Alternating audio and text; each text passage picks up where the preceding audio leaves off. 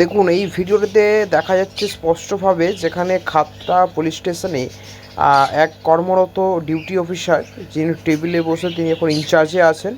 তার যে পোশাক, তার যে ইউনিফর্ম পরে নেই, পাশে এক কনস্টেবল বসে আছে এবং তিনি একটা স্যান্ডো গেঞ্জি প্রায় অর্ধনগ্ন হয়ে তিনি ডিউটি করছেন।